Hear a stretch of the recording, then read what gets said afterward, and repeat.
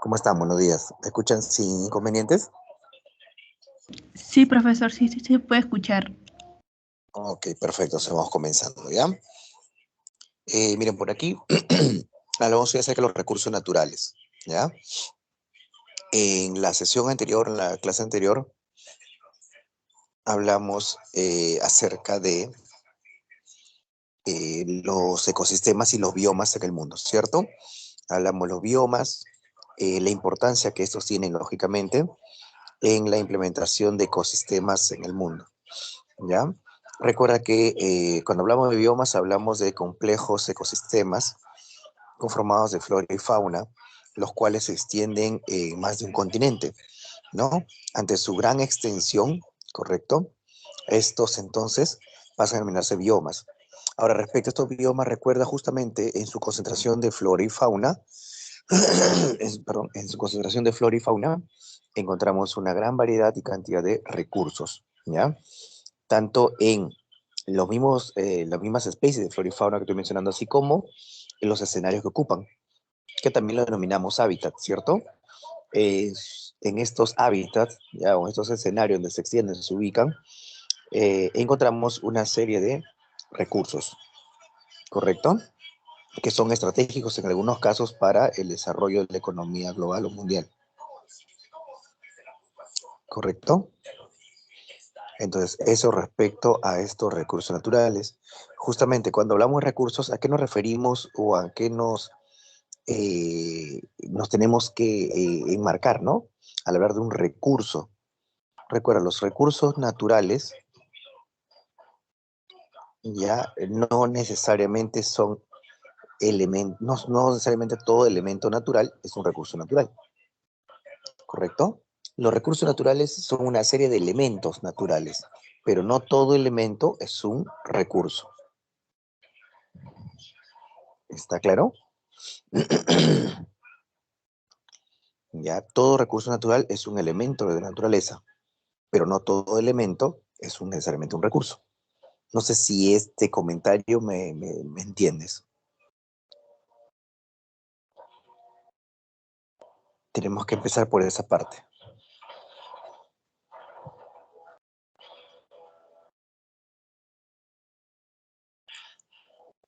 Los recursos naturales, ya. Los recursos naturales son elementos de la naturaleza, perfecto. ¿Ya? Los recursos naturales son elementos de la naturaleza, perfecto. Pero no todo elemento es necesariamente un recurso.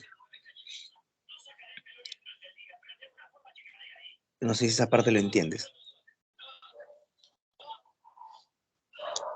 De ahí tenemos que partir, ya para entender esto, los recursos naturales y los elementos naturales.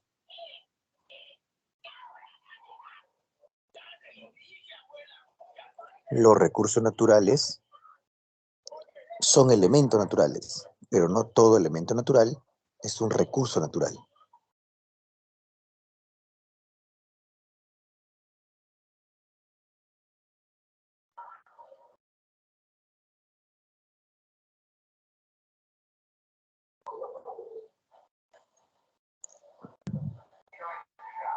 ¿Entiendes ese comentario?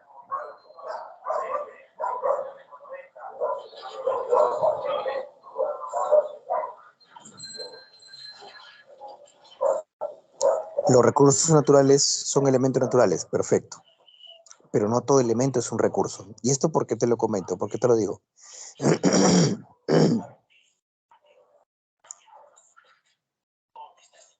Y eso te lo digo porque para que un elemento sea considerado recurso, debe cumplir ciertos detalles, ciertas características. Para que un elemento se convierta en recurso o sea considerado un recurso, debe tener cierto valor, ¿correcto? Debe tener cierto valor e interés, lógicamente, del hombre. Recuerda que para hablar de un recurso natural hablamos de un elemento que va a permitir satisfacer las necesidades de la sociedad o de la población, o que va a ser usado, ¿no? Para crear un bien. A eso nos referimos con un recurso natural. Entonces, de ahí yo te digo, repito, que todo elemento de naturaleza es necesariamente un recurso.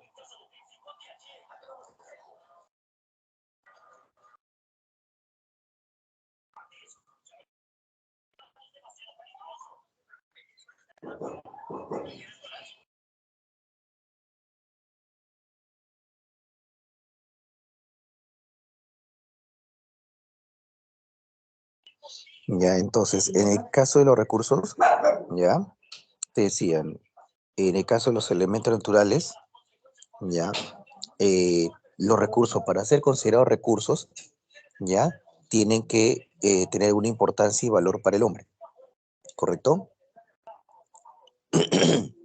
Si no tiene importancia, no, sencillamente no es un recurso.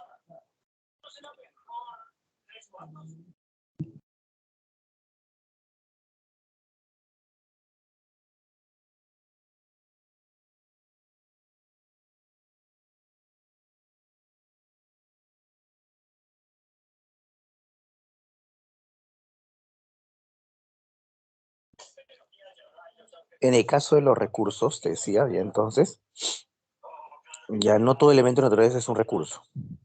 ¿Y esto a qué se debe? A que no todos los elementos tienen algún determinado valor para la población. Por ejemplo, las rocas, las piedras. Tú vas a la calle, encuentras piedritas ahí fuera de tu casa.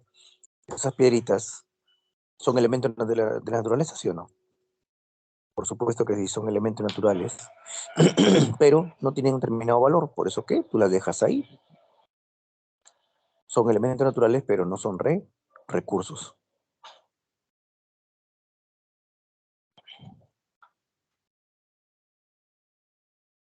¿Ya?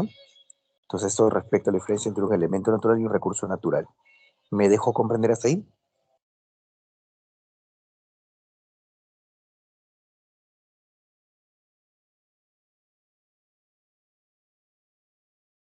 ¿Hasta ahí se entiende, campeón?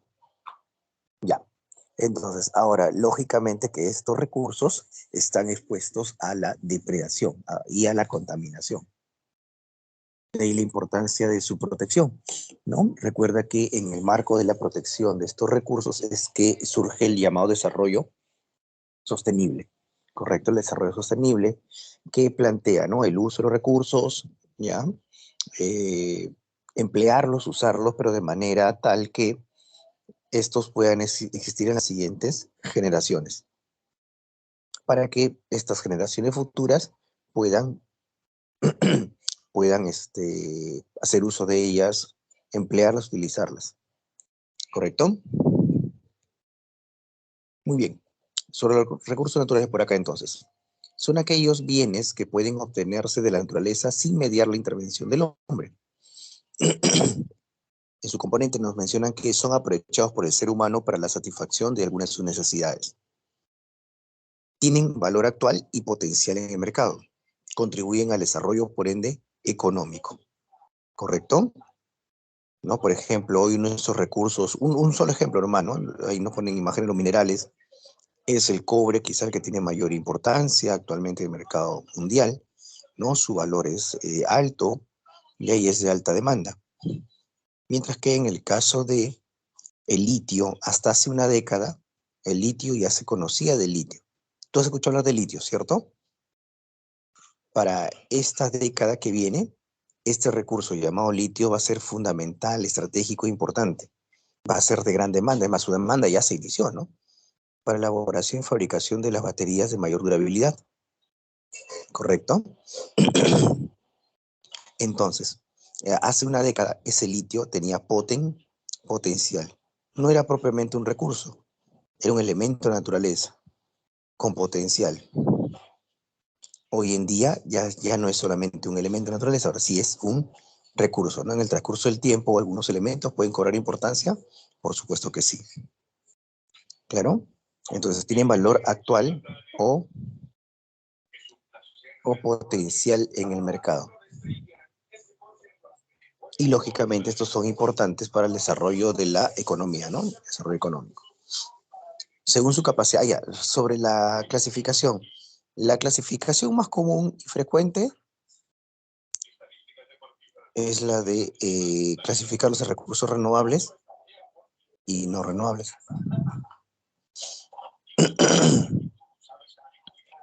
Recursos renovables y no renovables. Ya los renovables se les llama así por aquellos elementos o aquellos recursos que tienen la capacidad de regenerarse o renovarse.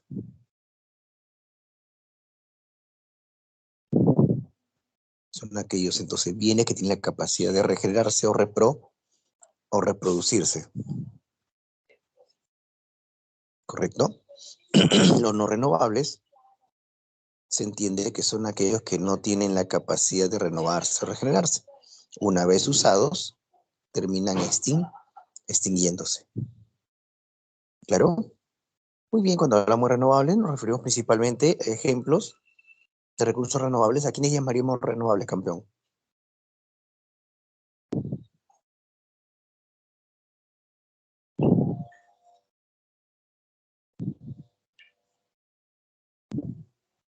¿Renovables? ¿Quiénes serían renovables?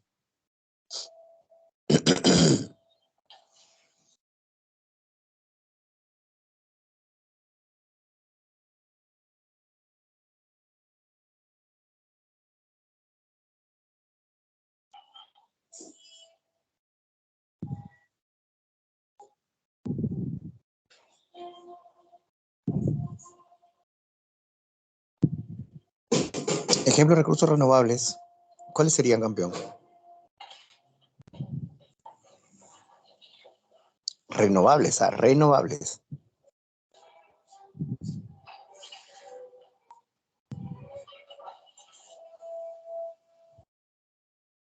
El agua, por aquí Xiomara menciona el agua.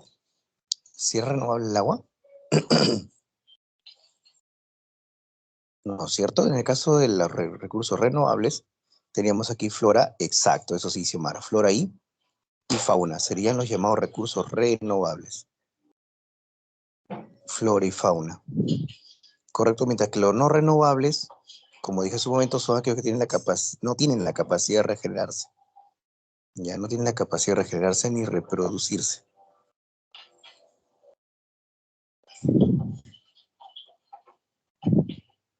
Una vez usados, tienden a desaparecer.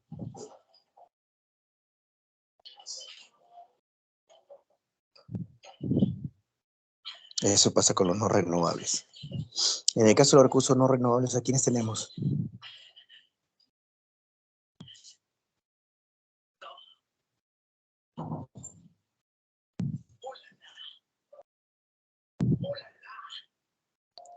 En el caso de los recursos no renovables, aquí, ¿a quiénes tendríamos?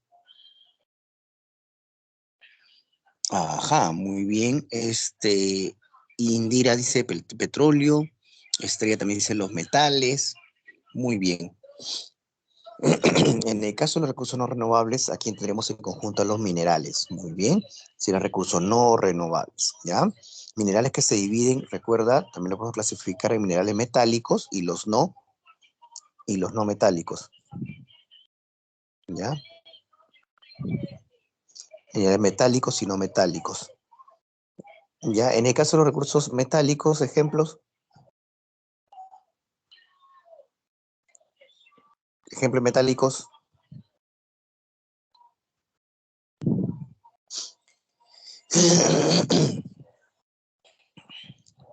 Ejemplo de recursos metálicos.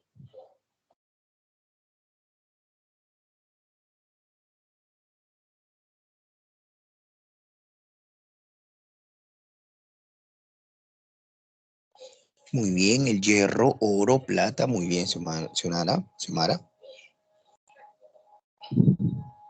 Hierro, oro, plata. Este era el cobre. El aluminio, el zinc, como los principales recursos,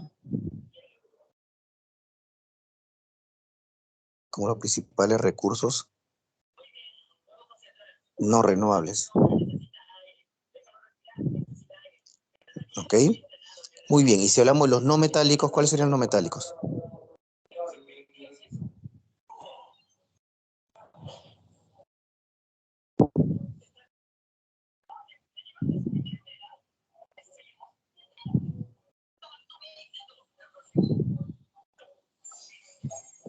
Ejemplo de no metálicos. Petróleo. Muy bien, estaría el petróleo.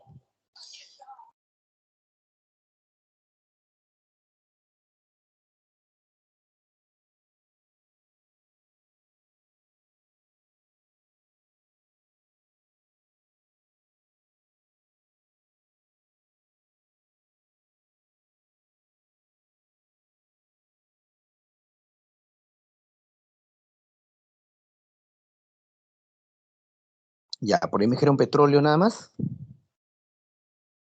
La arena. No, señora. Minerales no metálicos. Ya, el petróleo está bien. Tenemos el petróleo. Sí, podría ser el azufre. Tendríamos al petróleo, el gas natural. Estaría el gas natural.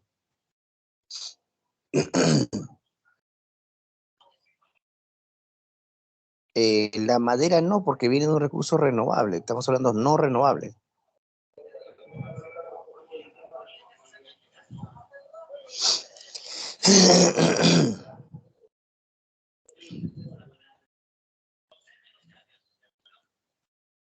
El carbón, sí, muy bien.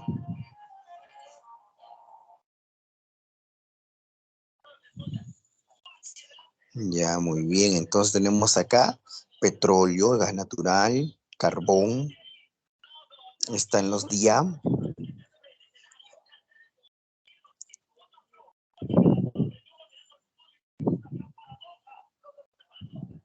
los diamantes. Están los diamantes. ¿Qué más? Por ahí tenemos más ejemplos, ¿ah? La arena no era, por ahí dijeron arenisca podría ser, ¿no? Que se usa en la elaboración del cemento. El gas natural, muy bien, ya lo mencionamos.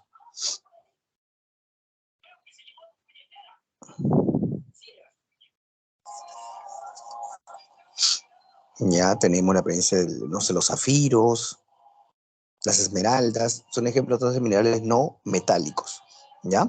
Entonces, eso respecto a minerales metálicos, no metálicos en general. Ya, entonces hablamos de recursos renovables, dijimos flora y fauna, no renovables están los minerales en general, ya que los clasificamos en metálicos y no metálicos.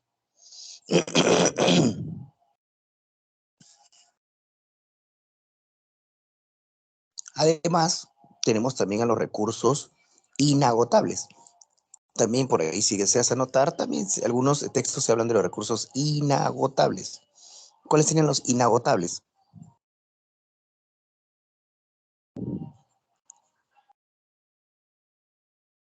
Si te pregunto por Energía recursos solar. ajá, estaría la luz solar. ¿Qué más? Otro recurso inagotable. Ya por ahí la energía solar, muy bien, estamos bien. El viento, muy bien, el viento. Por ahí mencionaron el agua. El agua también sería un recurso inagotable.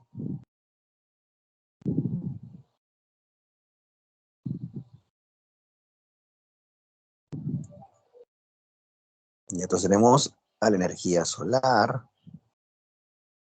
el viento, el agua, todos ellos entonces como ejemplos de recursos inagotables.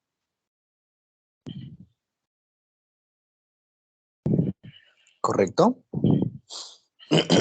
Ya, ok, entonces tenemos recursos renovables, no renovables, inagotables, y algunos hablan de los recursos mixtos, ya que sería, por ejemplo, el suelo, un recurso mixto. ¿Me dejo comprender? Sí, entonces respecto a la clasificación de los recursos, ¿ya? Pero según la capacidad de regeneración que tienen, lo más común, lo más frecuente es hablar de renovables y no renovables. Ahora, retos que afrontan, retos que enfrentan, o a los cuales están expuestos. A ver, si interrumpimos su ciclo, no se considerarían agotables. En el caso de los inagotables, me imagino que te estás refiriendo, Xiomara, a los inagotables, ¿no? Es que el agua siempre va a existir. ¿A qué me refiero? El agua es materia y toda materia, tú sabes que no se crea ni se, ni se destruye, ¿cierto? Eso no se da en el colegio. La materia no se crea ni se destruye, la materia solo se transforma, ¿correcto? El agua Yo sé que nos enseñan, el agua gota a gota se agota. Ya, no es que el agua se va a acabar, el agua siempre va a existir. Lo que se está agotando para nosotros es el agua dulce, las fuentes de agua dulce, pero el agua siempre va a existir. Va a cambiar de estado y el agua va a ir a acumularse al océano. ¿Me dejó entender? Va a existir el agua, sí, quizás no en estado líquido, en estado gaseoso, ¿no? El estado sólido está disminuyendo. ¿Me dejo entender? La reserva glaciares que por ahí mencionas es el agua en el agua dulce. Pero esa agua dulce, ¿a dónde va a ir a parar finalmente? Va a ir a parar a los océanos. Y en los océanos vuelve a evaporarse. Claro. Lógicamente que en el ciclo lo que alteramos es la reserva de agua dulces. Pero el agua, vuelvo a repetir, como tal, va a existir siempre. ¿Me dejó entender? Igual que el viento, podemos alterar su circulación, pero siempre va a haber viento. Por ejemplo, al alterarse su circulación, ¿qué suceden? Fenómenos o eventos climáticos como el que estamos hoy, ¿no? Hoy en día, en el caso del Niño. Es por una anomalía y la alteración de la circulación de los vientos alisios, ¿correcto? Y estamos teniendo un fenómeno del Niño, pero el viento siempre va a existir. No sé si ya me dejé comprender.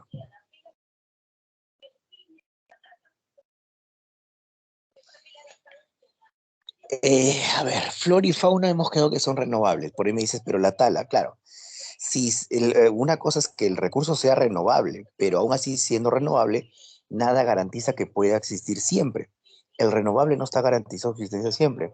Como tú estás poniendo por ahí, ¿no? En el caso de la flora, la vegetación es renovable, pero si le explotamos a una velocidad mayor que su capacidad de regeneración, también va a terminar extinguiéndose. Como por ejemplo depredar los bosques. La tala excesiva, a pesar que el árbol sea renovable, la tala o la deforestación va a terminar extinguiéndolo. ¿Está claro esos detalles?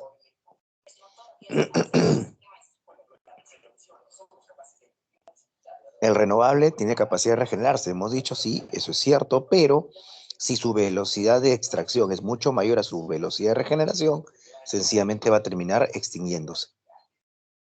O sea, tampoco el renovable tiene asegurado su existencia siempre. En cambio, el inagotable, por eso lo llamo así, este siempre va a existir. Ahora sí está claro, muchachos.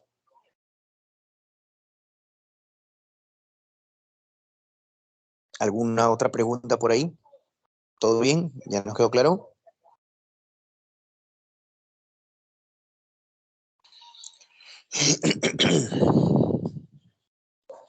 Ok, niños. Los retos que afrontaban, ¿no? En la parte final, los retos con los cuales se enfrentan los recursos, ¿ya? Son, por ejemplo, el alto desarrollo científico y tecnológico, ¿ya? También el avance de las ciencias y la tecnología, ¿qué genera, campeón? El avance de la ciencia y la tecnología lo que hace es llevar justamente a la depredación de algunos recursos.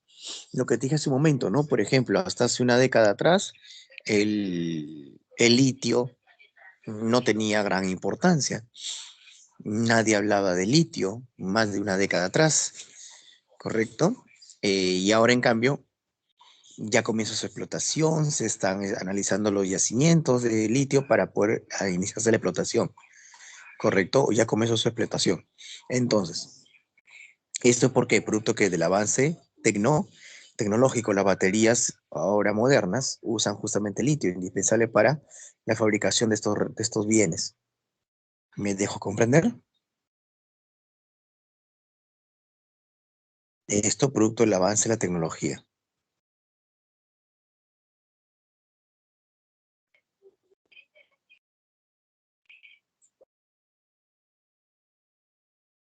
¿Correcto?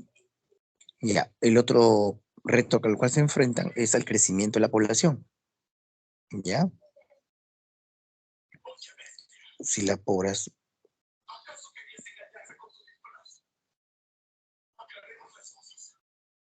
si la población aumenta, al aumentar la población,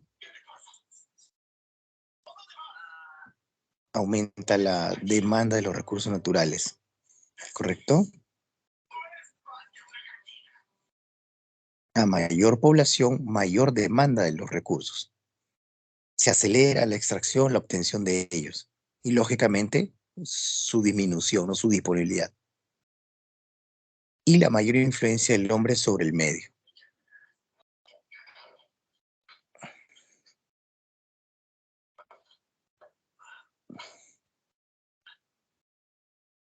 Todo entonces respecto a estos recursos. ¿Ya?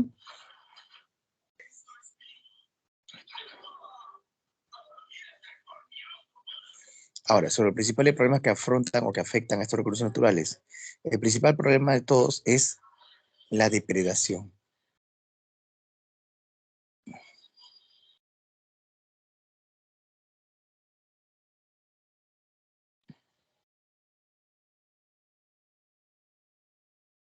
En el caso de la depredación, ¿a qué nos referimos con este término de depredación?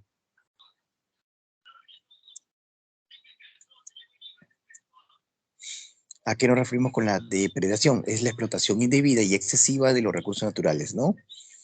Es el uso de manera acelerada de estos recursos.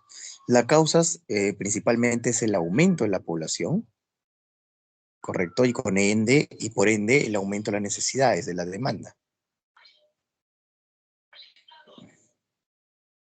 El otro, el uso de las tecnologías, ¿no? Algunas manifestaciones de depredación, por ejemplo, un tipo de depredación es la deforestación incontrolada, la excesiva deforestación, la quema de la cobertura vegetal, la quema de la cobertura vegetal, ¿ya? La contaminación de la atmósfera, la contaminación de los mares y los ríos, así como la contaminación del suelo, ¿correcto? Hablaremos de cada una de ellas. Son ejemplos de depredación y por ende alteración de los sistemas naturales y también de lo que por ahí mencionaste, ¿no? Los ciclos, en algunos casos. Ya, en el caso de estos ejemplos entonces de problemas que afrontan, tenemos aquí, nos mencionan a la desertificación. ¿Qué tenemos por desertificación, campeón? Es la degradación del suelo en zonas áridas, semiáridas y subhúmedas, debido a actividades humanas y variaciones climáticas, donde éste pierde su capacidad productiva en forma progresiva, ¿no? Entonces la desertificación, su nombre te dice algo, ¿no? Es justamente llevar los suelos hacia un estado de aridez, ¿correcto? Llevar entonces a los suelos a un estado de aridez de manera progresiva.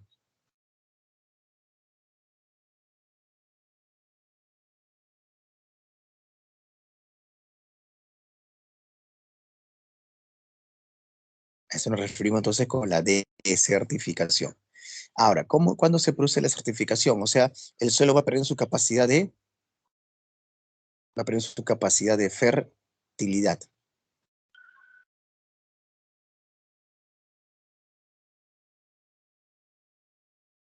¿ya? Entonces, poco a poco, gradualmente, el suelo va llegando a un estado de infertilidad, ¿ya? Sus componentes se van desgastando y agotando.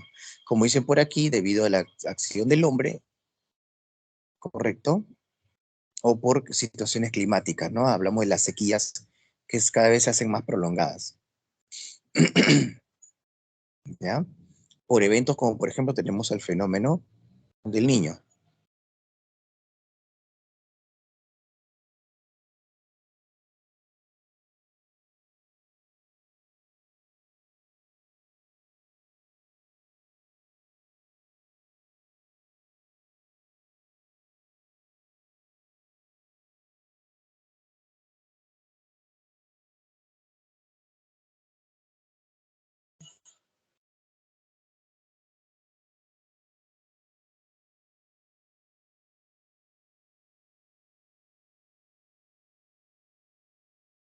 Ahora, respecto a lo que se producen, en qué momento se producen o a qué se debe su producción. A lo siguiente, ¿ya? Se elimina la cubierta de árboles y plantas que dan cohesión al suelo. Y entonces la certificación se puede producir principalmente por la eliminación de la cubierta de árboles y las plantas que dan cohesión al suelo, ¿ya? Lógicamente, la certificación sea por la tala de los árboles que mencionaste, así como también la pérdida de la cobertura vegetal, no me refiero a los pastizales. A los animales que consumen todo el pasto y erosionan la capa superior del suelo. Ya el excesivo pastoreo, ¿no? Otro menciona la agricultura intensiva que agota los nutrientes del suelo. Recuerda que cuando se practica la agricultura de manera intensiva, ese tipo de agricultura, aunque más adelante también hablaremos de agricultura intensiva, es un tipo de agricultura a gran escala. Por ejemplo, aquí se practica agricultura intensiva. Un ejemplo de ello es la agricultura, un ejemplo de ello es la agricultura eh, industrial o agroindustrial, la cual para aumentar la producción lo que hace es usar o emplear los llamados fertilizantes sintéticos o fertilizantes químicos.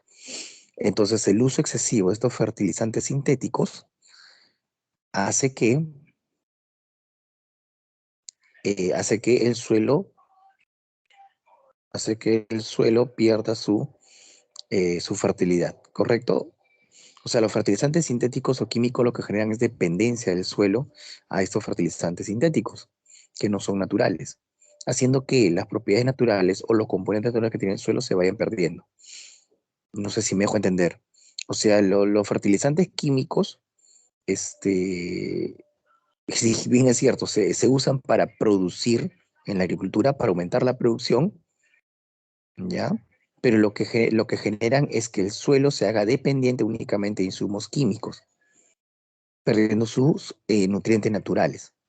A eso nos referimos, ¿no? Entonces, si yo no tengo la capacidad de tener esos insumos sintéticos, este suelo simplemente se va perdiendo, se va degradando, ¿ya? Muy bien, y por acá al final nos hablan de los periodos de sequías muy prolongados. Muy bien, son periodos de sequía que son provocados por, lógicamente, problemas de contaminación, por la acción humana que provocan estos, ¿no? Muy bien. En el caso de la certificación de Perú, ¿qué nos mencionan por aquí, campeón? El Perú ocupa el tercer lugar entre los países con mayor extensión de tierras secas a nivel de América del Sur. Las tierras secas alcanzan más de 516.000 kilómetros cuadrados, lo que constituye el 40% de la superficie del país, ¿ah? Por si acaso. Entonces, eso de decir que el Perú tiene una gran superficie para explotar la agricultura a mayor escala, no es tanto así. Todas nuestras tierras y superficies no, no tienen que ver nada con ello. ¿Correcto? No tienen toda la capacidad fértil para poder desarrollar esta actividad. Gran parte del suelo peruano no es apto para la agricultura. Pues uno de los principales problemas de la agricultura peruana es la falta de tierras aptas para los cultivos. ¿Correcto? Muy bien, de los factores antrópicos causantes de la certificación en el Perú. En la costa, mira por acá, en el sector norte, un problema es la erosión hídrica y eólica, por tala y quema de la vegetación y sobrepastoreo de cabras. Por ejemplo, ¿no? En la costa norte te dicen, ¿ah? La erosión hídrica y eólica. La erosión hídrica debido a veces por las lluvias excesivas. Ya, aunque parezca contradictorio, ¿no? Muchas veces el exceso del agua que ha generado, por ejemplo, el fenómeno del Niño, ya ha influenciado en que el suelo se degenere, ¿correcto? Otro problema, la salinización por el exceso de riego y el mal drenaje. Recuerda cuando en el agua se empantana el agua, ¿correcto? Esos empantanamientos lo que hacen es liberar elementos salinosos en el suelo. Entonces, el suelo, claro, el riego es importante, pero el sobreexceso del riego ya sí significa desertificación, alteración de la estructura del suelo. Y la certificación por la tala de los bosques de algarrobos y zapotes, el desierto se extiende y las dunas avanzan sobre las áreas agrícolas. Ahí actúa el viento, ¿no? Al principio dice erosión eólica, claro, el viento lo que hace es impulsar la mayor concentración de partículas de polvo y arena, haciendo que los desiertos se extiendan, avancen, ya que las dunas se extiendan en la zona donde antes habían árboles. Recuerda que en la costa norte los bosques más importantes son los bosques algarrobales.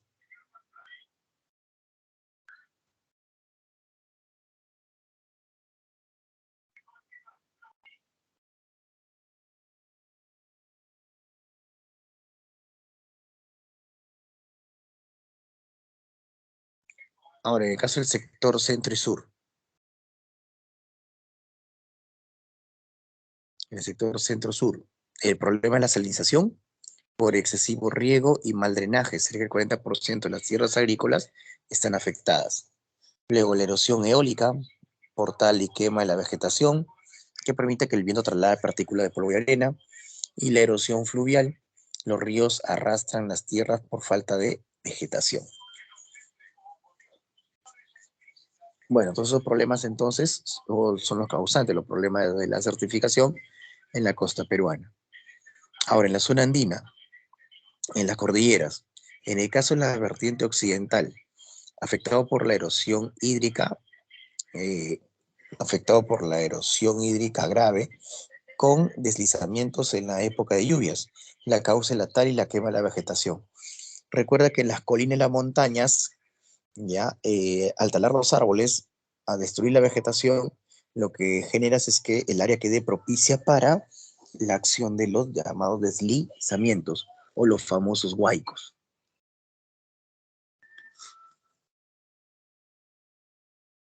Ah, ya, ¿qué esquema de cobertura vegetal? Esquema de pastizales. La quema de pastizales.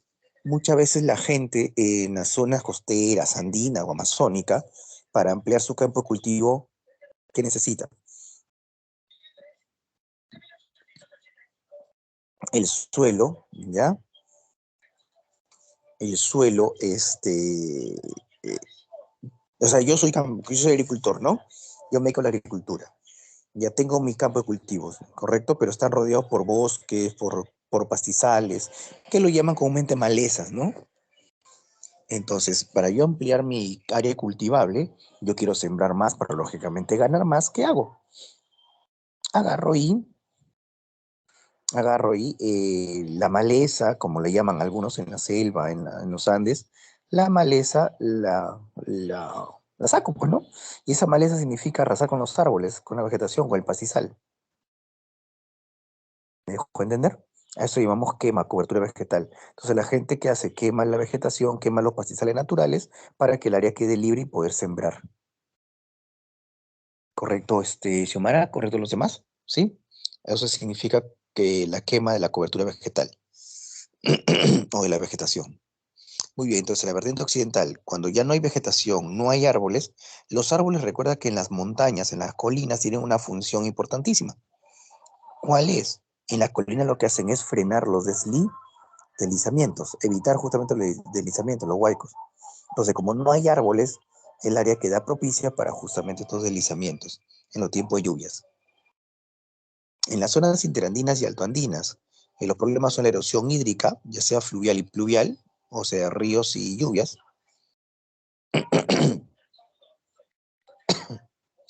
por la falta de cobertura vegetal y la quema de los rastrojos. Este problema afecta al 60% de los suelos agrícolas de la región. El sobrepastoreo y la quema de pajonales en las mesetas altoandinas es un gran problema. El sobrepastoreo, correcto, que elimina la cobertura vegetal de las mesetas, el licho en este caso, ¿no? La contaminación por relaves mineros que altera los suelos circundantes a los ríos y lagunas, ausencia de cobertura vegetal y pérdida de estructura física de los suelos. Y a todos estos no son los problemas que afrontan los suelos en las zonas andinas. En la zona amazónica, en el caso de la selva alta, uno de los principales problemas es la erosión hídrica grave, ya por las excesivas pendientes, las altas precipitaciones y la deforestación incontrolada que generan deslizamientos y huaicos. Otro problema, las malas prácticas agrícolas que eliminan la materia orgánica y no la restituyen en forma natural. Es el uso de insumos químicos, ¿no? Y en la selva baja, el problema por acá causado por erosión fluvial, la deforestación masiva en las orillas de los ríos produce una acelerada erosión de las mejores tierras aluviales. Las tierras aluviales son tierras fértiles.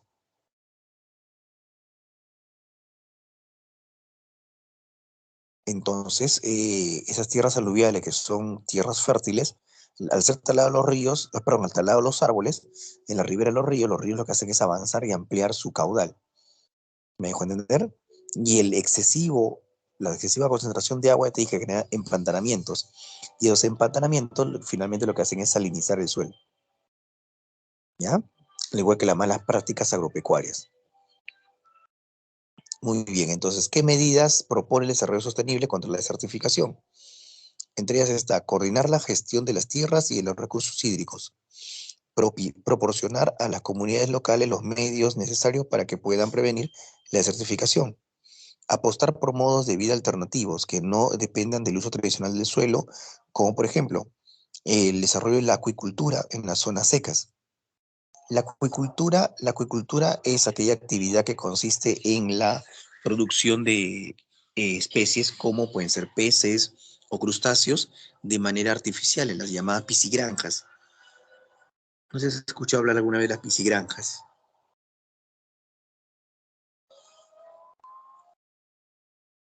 ¿Has escuchado alguna vez hablar de las piscigranjas? ¿Has visitado alguna vez una piscigranja? Sí, cierto, donde crían las truchas, hay ahora crianza de camarones, crianza de tilapias, en la selva y alguna parte de la costa norte. Ya justamente los criaderos de estas especies pueden ser importantes, ¿correcto? Los criaderos pueden ser importantes y fundamentales, puede ser una actividad hoy alternativa en suelos que ya perdieron su capacidad fértil, justamente ¿qué puede hacer? Construir estas grandes piscigranjas. Y con estas grandes piscigranjas, lógicamente, poder, poder utilizarlas, ¿correcto? Y poder desarrollar esta actividad alternativa, ¿ya? La llamada acuicultura, ¿correcto? En los suelos que ya perdieron su fertilidad, ¿ya? O sea, aprovecharlos de alguna manera, ¿no? Ya, eso propone entonces el desarrollo sostenible. ¿Qué más? La agricultura de invernadero, o sea, ¿cómo se llama esta? Tiene un nombre. Acá algunas municipalidades hacen eso, crean invernaderos, como lo ves en la imagen, ¿no? Especie a ser una especie de granjas, ¿correcto? Bueno, de campos, ¿correcto? Donde también se cultiva vegetación de manera artificial. Hidroponía se denomina esto. De cultivos hidropónicos. No sé si alguna vez en tu cole hicieron hidroponía. ¿Sí? ¿Te acuerdas cuando en tu colegio hicieron hidroponía?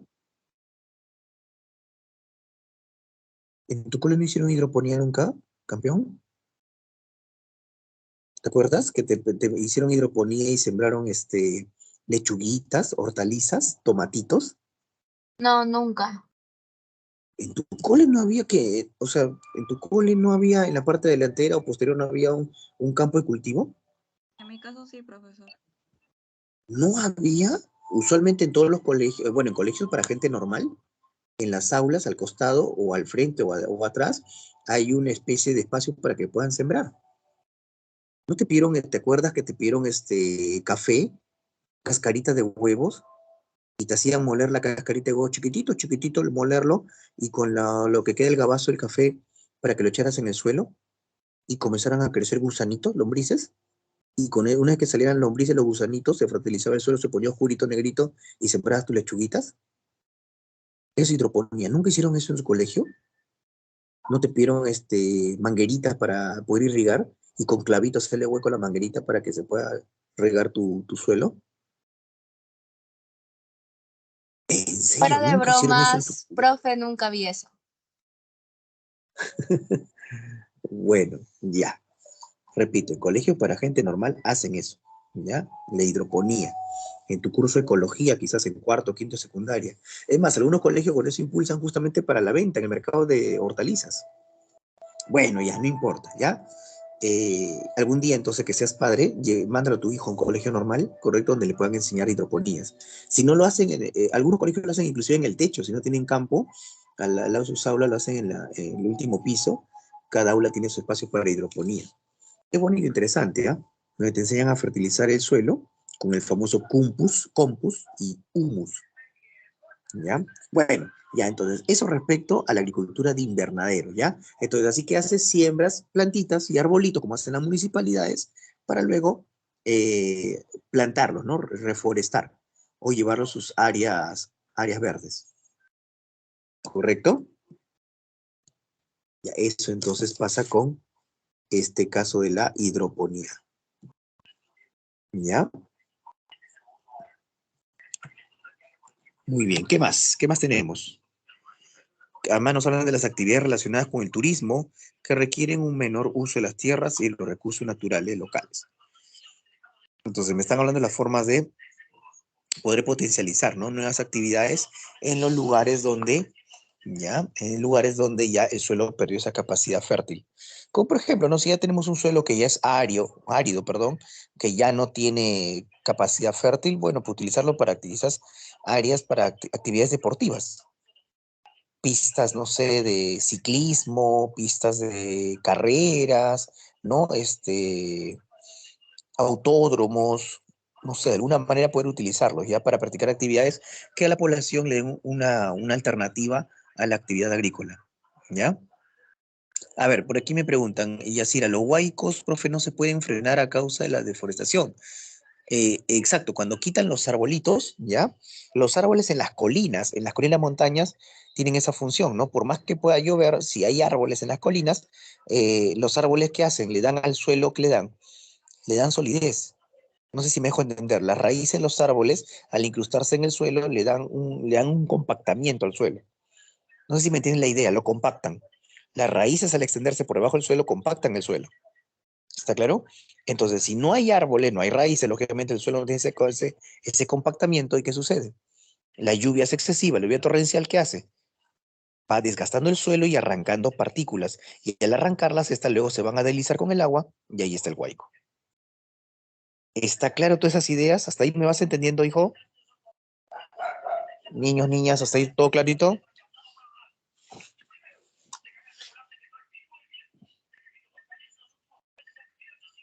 Ya, muy bien. Ahora, hablamos del siguiente problema, la deforestación.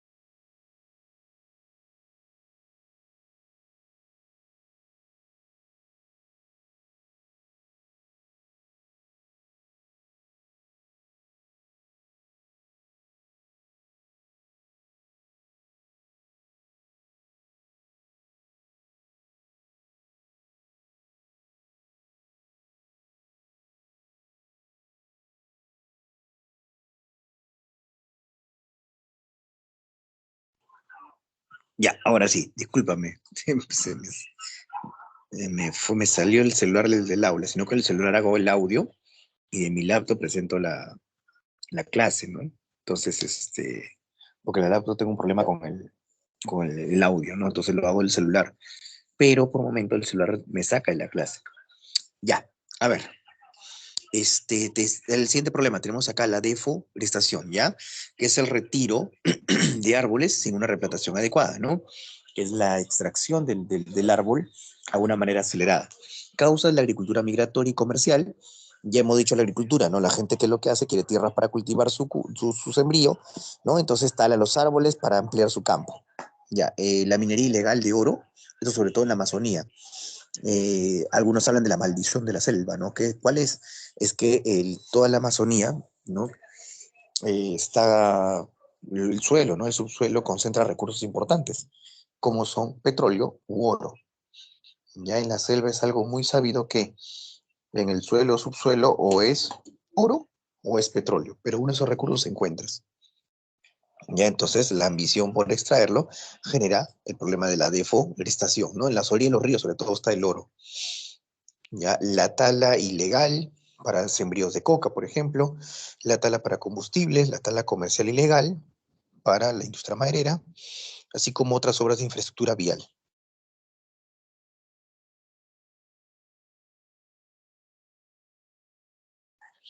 Muy bien. En el caso de la FAO, dice por acá, en el año 2020 señaló que el área forestal mundial continuó disminuyendo y ha perdido 420 millones de hectáreas de bosque desde 1990.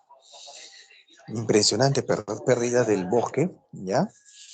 Impresionante pérdida del bosque debido a esta actividad forestal, a la tala indiscriminada. Las medidas que propone, entonces, las medidas que propone el desarrollo sostenible, ¿qué propone? Primero, reforestar las áreas deforestadas.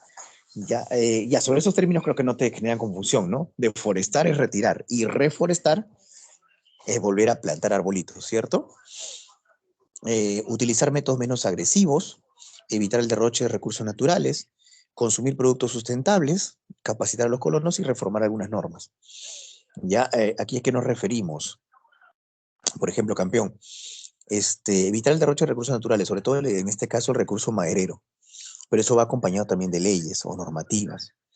Ya, por ejemplo, ¿no? En un país como el nuestro, lamentablemente es muy fuerte el uso o el consumo de recursos madereros. Entonces nos proponen por acá uso o el consumo de productos sustentables, alternativos. Por ejemplo, disminuir ya el uso de la madera y comenzar con el consumo de, por ejemplo, un recurso alternativo es la melamina, ¿no? Sí, la melamina, tú has visto que muchos que mucho de los bienes muebles, ¿ya? Pueden ser elaborados de esta famosa melamina. Ya el melamino puede ser alternativo al uso de la madera, pero eso viene acompañado de leyes. Por ejemplo, ¿no? Yo propondría, ¿no? Que las leyes cambien y sean un poquito más drásticas y prohíban ya el uso de la madera para algunos muebles que pues se pueden hacer de melamina. Claro que hay muebles que quizás sí sea, como por ejemplo tu cama, ¿no? O los muebles en tu comedor que se hagan de madera, por supuesto que sí, pero ya evitar el uso para otros tipos de uso de elementos como escritorios, ¿no? Como por ejemplo en la cocina, en los reposteros, ya no madera, solamente para eso melamina. O para una mesa, ¿no? Y ya la mesa se puede hacer con melamina, ahora hay mesas de metal, ya no usar madera, o sea, que sea solamente usado para elementos básicos e importantes, no que si te necesita la fortaleza una madera, pero después lo demás puede ser con melamina, ¿no? Las carpetas, las sillas, las mesas pueden hacerse con melamina, no es necesario ya usar madera, pero esto no va a parar hasta que también las leyes no sean, pues, no lo contemplen, ¿no? Debe ir acompañado, por eso dicen, debe acompañar esto de leyes, reformas de algunas normas.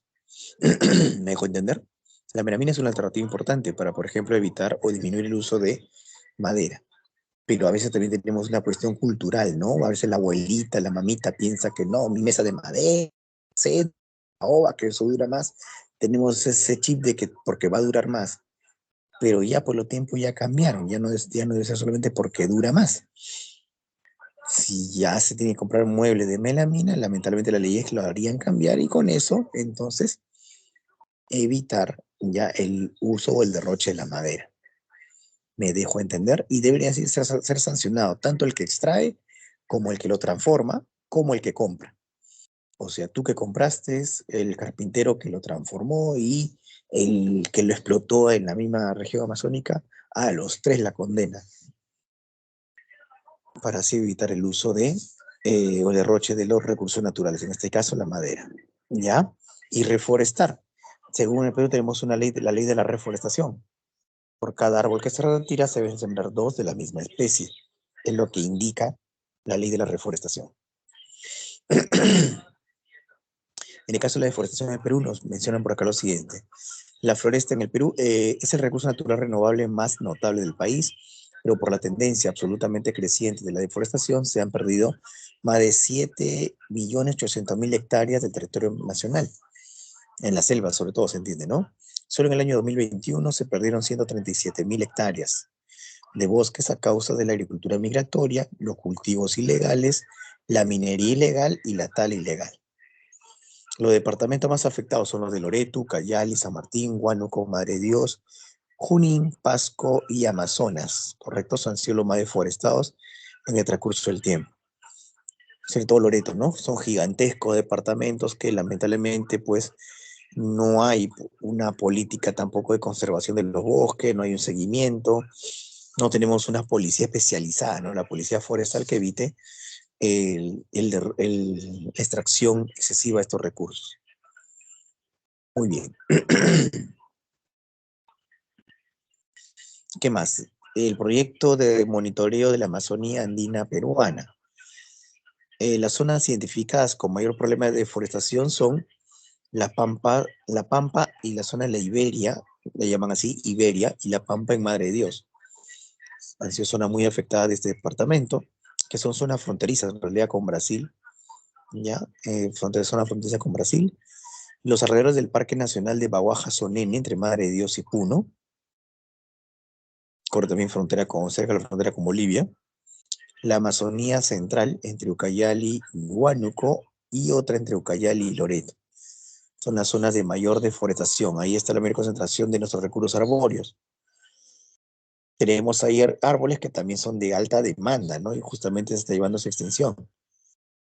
Entre ellos el cedro, las caobas, las lupunas, la moena, el ispingo, la capirona, el tornillo, y entre los principales recursos madereros de gran demanda y deforestación. Muy bien, eso entonces respecto a la deforestación. Luego por acá hablamos de la contaminación del agua. Si nos referimos a la contaminación del agua, a ver, campeón, ¿qué pasa por aquí? Es el cambio en la calidad del recurso de tipo químico, biológico y físico que la hace perjudicial para los organismos vivos, ¿ya? Entonces, es la alteración, ¿no? En la calidad del agua, que puede ser de tipo químico, biológico o físico, por usualmente la introducción de algunos elementos, ¿ya? La introducción indebida de algún elemento en la composición del agua la hace justamente alterable, perjudicial, dañina para los organismos que dependen de ella. Recuerda que el agua es importante, y sobre todo en los ríos, no solamente para la población humana, sino también para la misma fauna natural. Causas de esta contaminación de las aguas. Uno, la introducción directa o indirecta de sustancias contaminantes, lo que te mencionaba, sustancias contaminantes, ya sea en los mares, en los lagos, ríos o los acuíferos.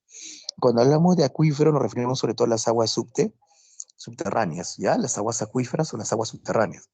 Entonces la introducción, el llevar algunas sustancias inapropiadas en ellas, hace que se altere su composición y las hagan perjudiciales. Segundo, cuando los contaminantes superan la capacidad de absorción del sistema acuífero. ¿Correcto? Recuerda que el agua tiene la capacidad de autolimpiarse, si le denominamos de alguna manera, ¿no?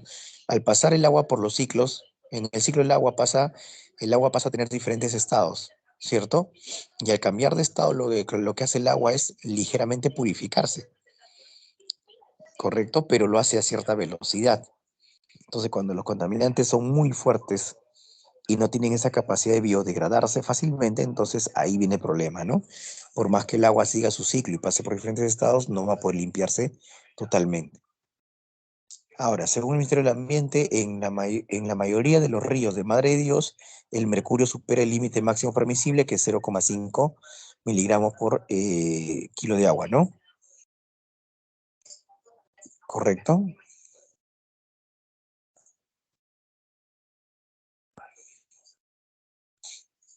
Muy bien. Esto es respecto a estos problemas de contaminación, ¿ya? La causa de la contaminación del agua. Ante ello, a ver, consecuencias. Esta agua contaminada genera el 80% de las enfermedades en los países en vía de desarrollo. Segundo, incrementan las muertes de personas al año por su ingesta, por el consumo de estas aguas. Tercero, la alteración de los ecosistemas acuáticos y el litoral. Y último, la disminución de la producción pesquera. Claro, cuando se altera el mar, ¿no? Por ejemplo, uno de los problemas, un ejemplo de problemas de contaminación en los últimos meses que hemos notado, ¿cuál fue? ¿Te acuerdas en Ventanilla para el verano? Este verano, ¿no? ¿Te acuerdas? Hubo un gran derrame de petróleo, ¿cierto? Que afectó la parte norte de Lima, el litoral norte de Lima. Hablamos específicamente de la zona que está al frente, el litoral frente a Ventanilla, ¿no? ¿Te acuerdas? Repsol, que le echaron la culpa a un temblor que motivó el derrame de petróleo de 60.000 barriles, creo, algo así fue, y que motivó un gran desastre, ¿no?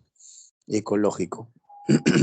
Porque no solamente generó mortandad de peces o el alejamiento de peces, sino también de las aves, que no tuvieran alimento, ¿no? Y entonces estas perecieron producto de este problema de contaminación. Ok, entonces, de estos problemas de contaminación de las fuentes de agua, ¿qué propone el desarrollo sostenible? ¿Qué medidas alternas nos propone? Primero, reducir el volumen de los contaminantes. Segundo, reutilizar y tratar las aguas residuales, así como reciclar los contaminantes. Ya, reciclar los contaminantes para que no lleguen al mar. Tú has visto algunos documentales, ¿no? Se ven imágenes, por ejemplo, en Discovery, Nat Geo. ¿Alguna vez has observado cómo la acumulación de plásticos o basura en los mares alteran el sistema? Entonces, la reutilización sería algo importante para evitar que esta contaminación vaya a los mares. Otro, reutilizar y tratar las aguas residuales. En muchos países ya del primer mundo lo están haciendo. Se hace. Se usan las aguas residuales, ¿correcto? Se reutiliza el agua, ¿ya? Por ejemplo, para nosotros hay acciones que en otros países serían delitos, como por ejemplo, ¿no? Esto de algo sencillo nomás, chiquito nomás, los famosos car wash, los centros de lavado de los vehículos, ¿ya? Tú, por ejemplo, has visto cuando quizá papá te ha llevado, las ha acompañado alguna vez a lavar el auto. Sí, cuando papito ha ido a lavar la camioneta. Sí, en casa cuando papito, por ejemplo, papito tiene su Hilux, o quizás tiene su Sportage, o su Tucson. Sí, ¿te acuerdas cuando papito va a lavar la camioneta? Sí, ¿te ha llevado alguna vez? O quizás te ha hecho manejar, quizás papito te enseña a manejar, papito, en la camioneta. Si no tienes camioneta, no hay camioneta en casa, papito, no tiene Tucson, Hilux, ¿no? Un Porsche Cayenne, ¿no? Bueno, ya, la moto, ya, ok. Ya, la mototaxi, no importa ya. Profe, mi papá, vamos a lavar la Torito, la Bayash, Ok, joven Brian, al menos el joven Brian lleva a lavar la Torito Bayash. Ya, muy bien, entonces. Ya, ¿qué pasa? Eh, Ojo, en los países del primer mundo también existen esos centros de lavado, pero es diferente. En el primer mundo, los centros de lavado, por ejemplo, de autos, de vehículos, eh, usan agua reciclada. Ya usan agua reciclada, tú pagas, lavan tu auto, correcto, pero con agua reciclada. Aquí no. En el Perú tú vas a lavar tu auto, tu camioneta, y llegas, ¿no? Al lavadero y te refrente y te saluda, ¿no? A la orden, ¿no? A la orden. Y ahí al toque lavan tu auto, ¿no? Tus amigos chamo o la chamita, tal vez que chambea ahí, ¿no? Te van al lavado de auto. ¿Y qué usan? Agua del caño. Agua que en nuestro caño es agua potable, agua para consumo humano. Y se usa para lavar los carros, ¿correcto? Aunque lógicamente lo hacen con estas especie de pistolas, ¿no? De agua, que, que lógicamente son modificadas para tratar de usar un mínimo de agua, ¿ya? Pero no, igual sigue siendo agua potable, ¿no? Es agua potable, agua para el consumo humano. Y acá lo usamos para lavar autos. Eso en el primer mundo estaría totalmente prohibido, ¿correcto? Es más, sería un delito. Eso sería un delito. ¿Está bien? En el primer mundo, lo que se hace es usar agua reciclada. Allí reciclan el agua. En el primer mundo, por ejemplo, los sistemas de drenaje son diferentes, ¿no? Tienen un sistema de drenaje para el agua que tú usas, lógicamente, en tu inodoro. Esa agua ya no se puede reutilizar. Hablamos del agua reutilizable, el agua de los caños, los lavaderos, el agua en la ducha. Ya esa agua sí es reutilizable. Esa agua en primer mundo se acumulan en plantas de tratamiento y en esa planta de tratamiento vuelven a utilizar de nuevo esa agua. ¿Me dejo comprender? Esa agua la llevan a planta de tratamiento y la planta de tratamiento la distribuye, por ejemplo, a los centros de lavado. Y el centro de lavado usa un agua que se le administra o que le dan, pero que es agua que ha sido previamente procesada. Aquí no tenemos ese detalle, pero se están cambiando, ¿ya? Vamos a ver que el agua de consumo doméstico las van a llevar a centro de tratamiento, ¿correcto? Las van a llevar a centro de tratamiento para esas aguas poder volver a reutilizarlas. Entonces, poco a poco, ya tenemos una planta de tratamiento, ¿correcto? El gobierno de Humala se inauguró, ¿correcto? Esa planta de tratamiento y con esta gradualmente el uso del agua se va a dar, pero no para el consumo doméstico, lógicamente, sino para la irrigación, para la irrigación, ¿correcto? Entonces, eso es lo que se propone con el desarrollo sostenible. Ya, por ejemplo, también otro detalle es que hacemos por aquí es el riego de los jardines, ¿no? Por ejemplo, tú en casa también riegan el jardín, quizás en tu casa tienes, en tu casa tienes, tienes tu, tu parque, tu jardín, ¿cierto? En tu casa tiene tu parque, tu jardín, ¿sí? Ya tienes en el patio de tu casa, ¿sí? En la parte delantera o posterior, tienen su jardín, ¿cierto? Ya, para regar tu jardín, a veces no sé si con papá, mamá, o quizás vives en la casa de la abuelita. Quizás la abuelita vive en el primer piso, ¿no? Y la abuelita le gusta regar el jardín que está en la entrada, ¿cierto? Sí, y a veces tú estás en casa y todavía te llaman, ¿no? Hijito, ven, por favor, pon la manguerita que voy a regar el jardín afuera, ¿cierto? Tú tienes afuera tu jardín, tu gras. Y la abuelita se pone a regar y regar ahí, ¿correcto? Y lo que está haciendo es gastar agua que es para el consumo humano, agua potable para regar el jardín, ¿cierto? Y todavía la agarra y riega el jardín, la abuelita riega el jardín, el gras y todavía luego la vereda. Y se pone a lavar la vereda, la viejita, con agua limpia, con agua potable. O no has observado eso nunca, ¿no? Y sigue, y riega, y la vieja no hay cuando termine de regar el jardín o lavar la vereda, hasta la pista inclusive, ¿ya? Gastando agua potable. Agua para consumo humano. ¿Correcto? Ya, eso pasa entonces con esta reutilización. Entonces, ¿qué el desarrollo sostenible propone? Usar agua reciclada. Para regar tu jardín, tu casa, debes usar agua reciclada, nada más. En todo caso, el agua de lo que lavan los platos, esa agüita juntarla en un lavatorio y con eso, lo que lavas tus tacitas, tus platitos, regar los jardines. Si quieres lavar del auto, por ejemplo, fin de semana quizás papá no lleva centro de lavado y te hace lavar a ti el carro, la camioneta, o bueno, la moto, la torito, entonces, ¿qué hacer? Junta el agua en tu lavadora, porque también eso hacemos, la lavadora. Para lavar la ropa usamos agua potable. Usamos agua potable.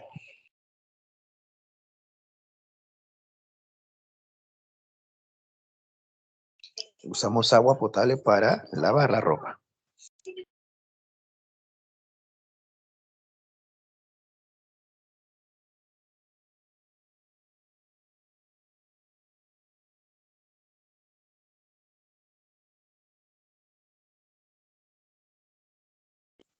O sea, para la lavadora usamos agua potable. Agua que es para consumo humano. ¿Ya? Ese es otro problema, ¿no? En el caso del lavado, por ejemplo, ¿tú has visto en los países del primer mundo? ¿Has visto las imágenes, películas, series del primer mundo? Americanas, europeas. La gente no lava su ropa en su casa.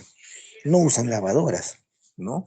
La gente lleva a lavar su ropa, usualmente fin de semana, agarran una bolsita de su ropita y van a especie de, bueno, van a las lavanderías, que son lavanderías donde cada quien mete su monedita, mete su ropa a los, a las lavadoras, ¿correcto? Ahí esperan ahí mientras leen su periódico, su diario, sentados, esperan que terminen en media hora aproximadamente y secan su ropa, ¿no? Tienen lavadora secadora y en sus cestos recogen su ropita en bolsas, en mochilas y regresan a su casa y ya está, se acabó.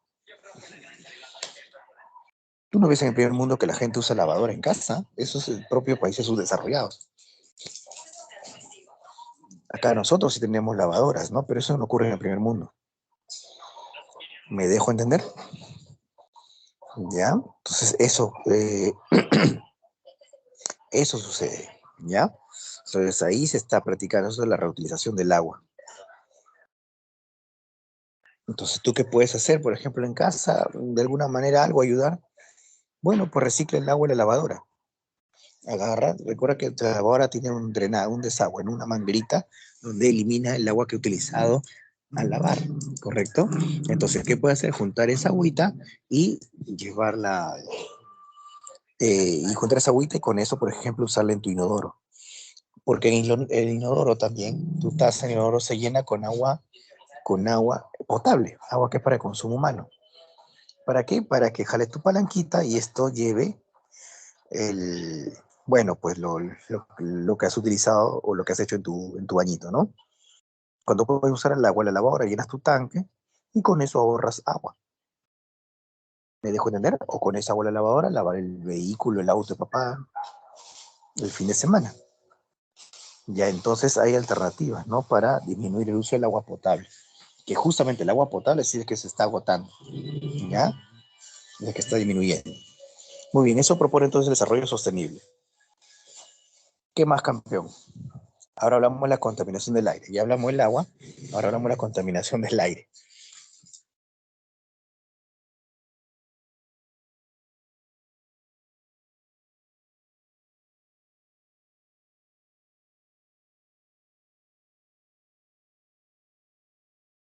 Ya, ahora, en el caso de la contaminación del aire, es la presencia en el aire de uno o más contaminantes o cualquier combinación de ellos en concentraciones o niveles tales que puedan constituir un riesgo a la salud de las personas a la calidad de la vida de la población, a la preservación de la naturaleza o a la conservación del patrimonio natural, ¿ya?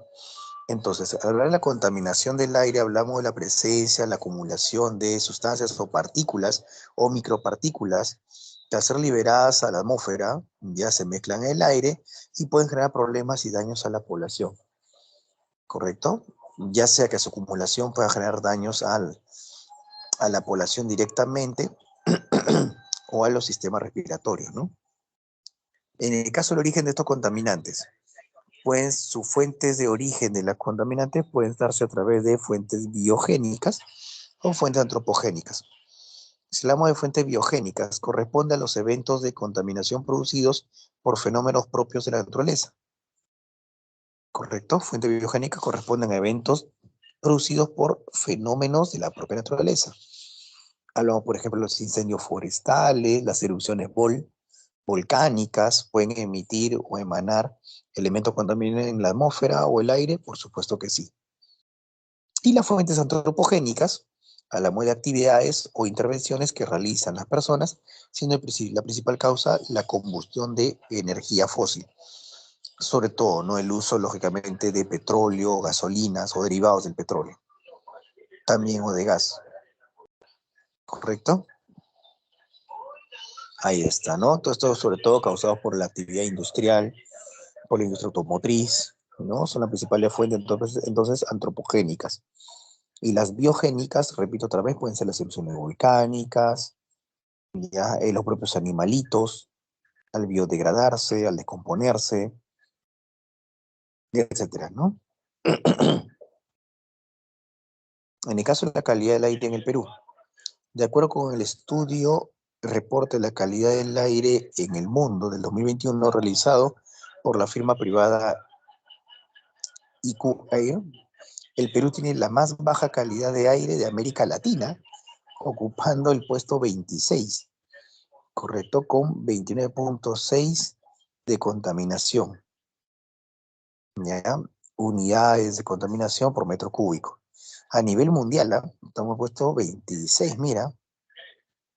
El estudio evaluó el nivel de calidad de aire de 117 países de todo el mundo a través de la existencia de materia particulada, o PM dice, ¿no?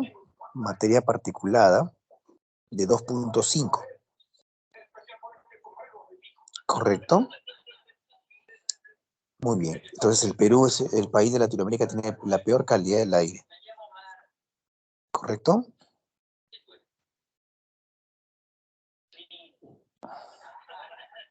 Por ejemplo, a ver, acá un parito dice es determinada por la concentración de componentes gaseosos y de partículas. Si hablamos de las partículas, por ejemplo, nos hablan de que estos se pueden originar principalmente de la combustión interna de motor de los automóviles. Ingresan a los sistemas respiratorios y sanguíneos y deterioran la salud tras una larga exposición, ¿no? A la contaminación de los vehículos, ¿correcto? Dentro de estos elementos gaseosos, bueno, la partícula puede ser menor a 2.5 micras, ¿correcto? Luego tenemos entre los elementos gaseosos contaminantes el monóxido de carbono, que proviene de la combustión incompleta de gas, gasolina, queroseno, carbón, petróleo, tabaco, madera. En niveles elevados puede causar la muerte. Correcto, la concentración del monóxido de carbono en niveles elevados puede causar la muerte. Ojo, la inhalación de este monóxido de carbono te puede llevar a la muerte, es más, sin percibirlo. Lo llaman incluso el gas de la muerte, ¿no? Ok. Otro elemento gaseoso son el dióxido de azufre, que proviene de la combustión de carbón y petróleo, puede causar deficiencias pulmonares permanentes.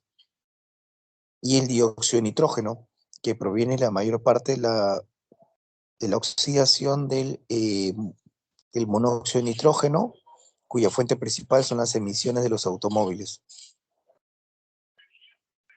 En exceso puede causar daño a los pulmones.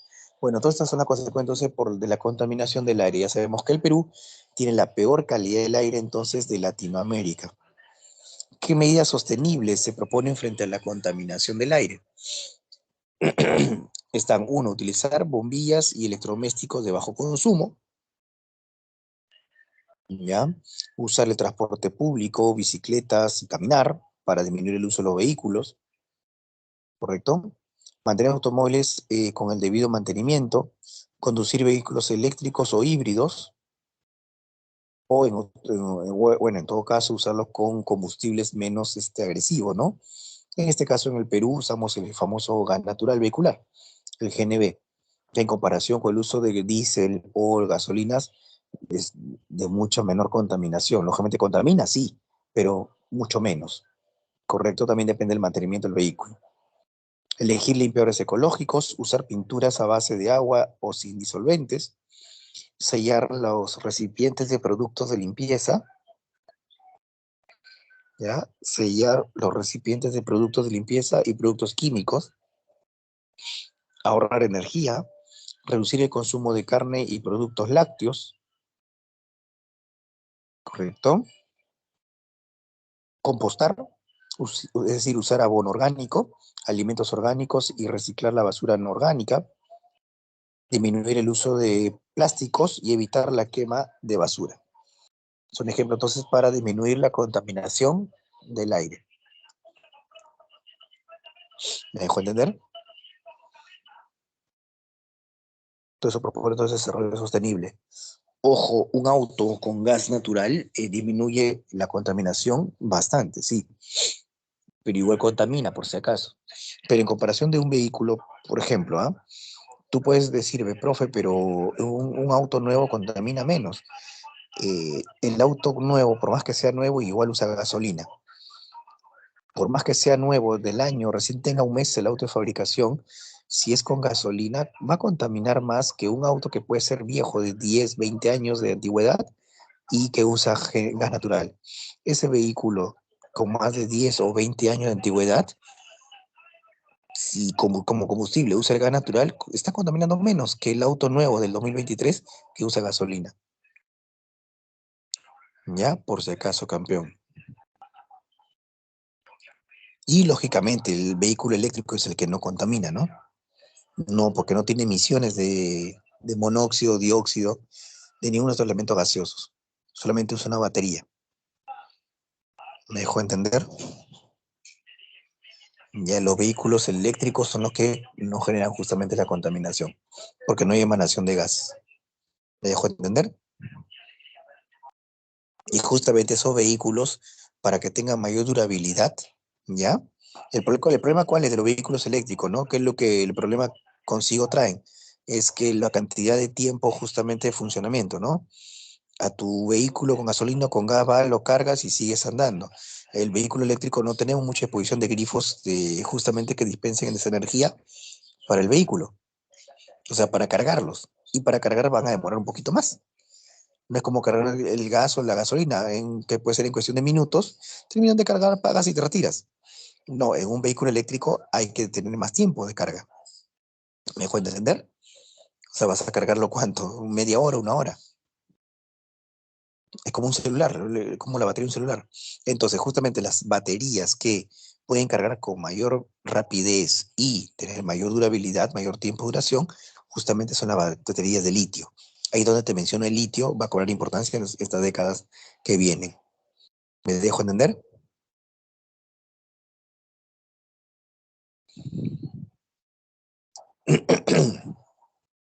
Ahora, si hablamos de la contaminación del suelo, ¿qué pasa con la contaminación del suelo?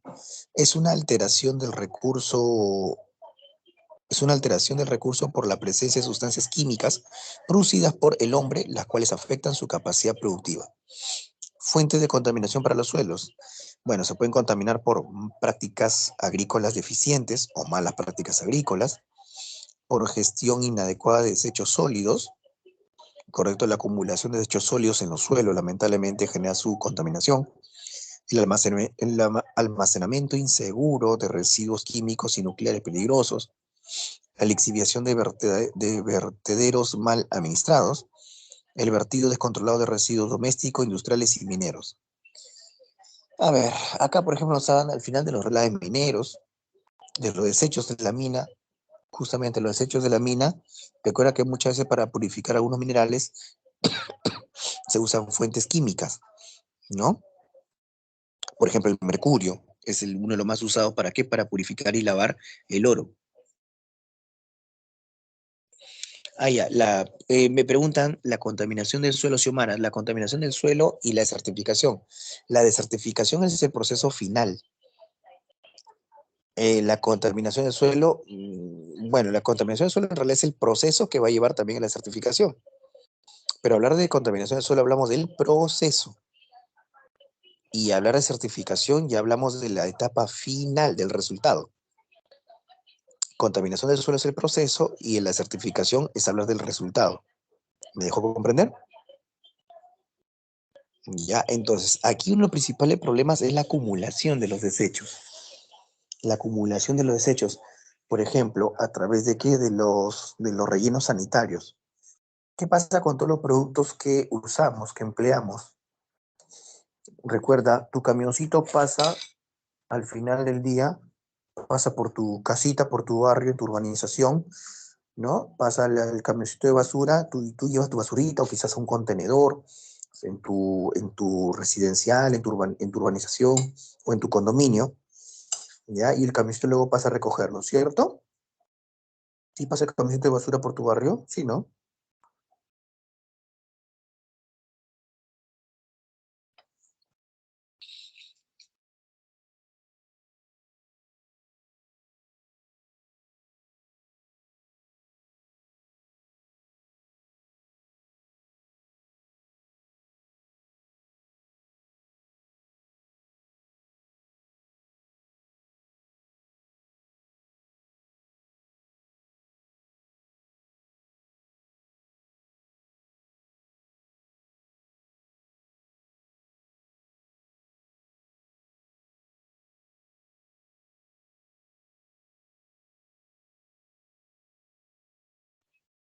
Bueno, en el mundo urbano civilizado pasa el camioncito, ¿ya? Y recoge esos desechos. ¿Qué hace con todo ese desecho de la basurita que recoge de las áreas urbanas? El camioncito va y lo lleva a los llamados rellenos sanitarios, o los vertederos, los basureros, como quiera denominarlos, ¿ya? En estos rellenos sanitarios o vertederos hay máquinas retroexcavadoras que van cavando, perforando, haciendo en realidad huecos en el suelo, ya profundos huecos, ya en extensiones grandes. Por ejemplo, acá las tenemos a las afueras de Lima. Una de ellas, por ejemplo, bueno, antiguamente los rellenos sanitarios estaban al lado de los ríos, ¿correcto? Hoy en día ya no, ¿ya? La teníamos en la ribera del Rímac. Muchas de las zonas en la ribera del Rímac son zonas de vertederos.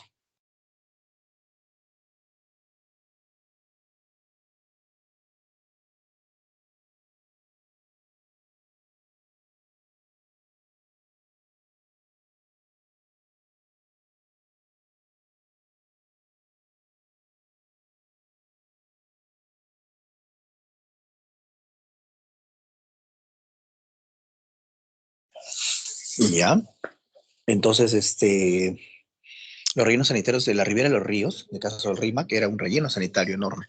Por eso que a veces construyen las casas en esas zonas, se ven que era los vestigios, en la ribera del mismo río, ¿no? Por acá en el lado de San Martín se ve justamente como es más profundo el río, se ven como para las zonas laterales del río, se ven ahí que han sido capas de antiguamente rellenos, ¿ya? Ahora las encontramos en la periferia de Lima, ¿no?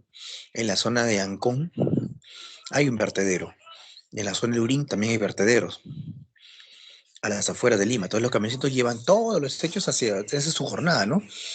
Terminan de recoger tu basurito solamente en la noche, luego se van a la noche, madrugadas a los rellenos sanitarios, ahí las echan, las acumulan, ¿no? Y ya en la mañana otra vez se están retornando, ¿no? Usualmente es el recorrido, ¿ya? Y en estos rellenos sanitarios, las máquinas compactan, ¿no?, esos desechos, ya quedándose formando capas unas sobre otras. ¿Me dejo entender? Esperando que esos desechos se vayan biodegradando, lo cual no ocurre rápido, eso demoran años. Sobre todo lo que son baterías, plásticos, pueden demorar más de 100 años, 200 años. ¿Me dejo entender? Eso pasa con la contaminación del suelo. Muy bien, las consecuencias, la pérdida de la productividad del suelo, Y justamente al perder su productividad ya se habla de ¿qué? De la desertificación. ¿Claro?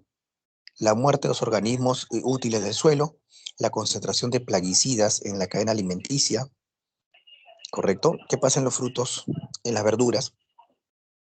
Por la contaminación del suelo, el uso de abonos químicos, estos se van a acoplar o se van a encontrar también en los frutos o en los vegetales. Entonces, ¿qué medida de desarrollo propone el desarrollo sostenible? Utilizar abonos orgánicos, el compost y el humus. Claro, ¿el problema cuál es? El problema es que usar estos abonos naturales, como el que te mencioné hace un rato, usar el café, la cáscara.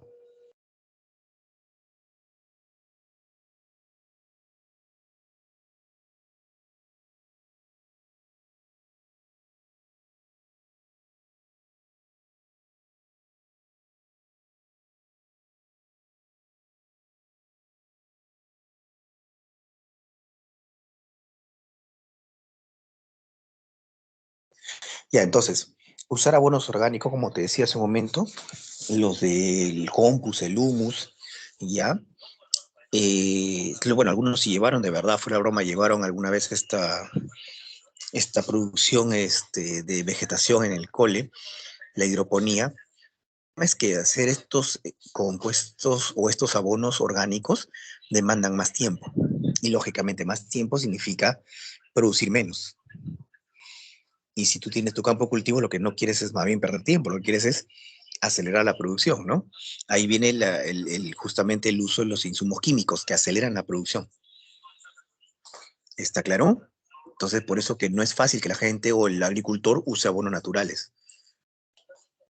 Bueno, sobre todo el que produce a nivel industrial, ¿no? Practicar la rotación de tierras de cultivo, esa técnica que se llama el barbecho. Rotar los cultivos, ¿para qué? Para evitar la descarga, ya evitar la descarga de los, evitar, perdón, el desgaste del suelo, ya a través de la rotación de cultivos, porque cada cultivo que tú siembras demanda de ciertos insumos del suelo. O sea, todos los suelos tienen composición orgánica, entonces algunos compuestos son usados por algunos cultivos, mientras que otros descansan.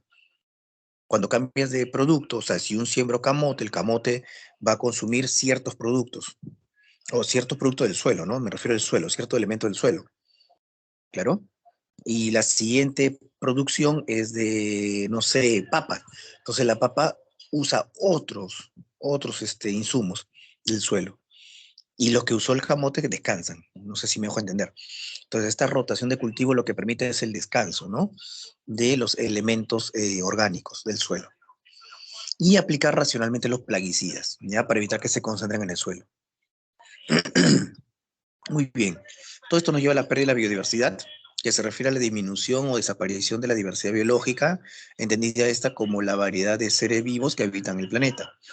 Los problemas que afectan la biodiversidad están la sobreexplotación del medio natural, la pérdida y degradación de hábitats, la contaminación del medio ambiente, la introducción de especies invasoras y los efectos del cambio climático, ¿ya? Son entonces las causantes, ¿no? De esta pérdida de la biodiversidad. Sobre todo la sobreexplotación del medio natural, ¿ya? Consecuencias, tiene varios efectos negativos sobre el bienestar humano, como la, la seguridad alimentaria, ¿ya? La seguridad alimentaria, la vulnerabilidad ante los desastres naturales, la seguridad energética, el acceso al agua limpia y las materias primas, ¿ya? El acceso al agua limpia y las materias primas.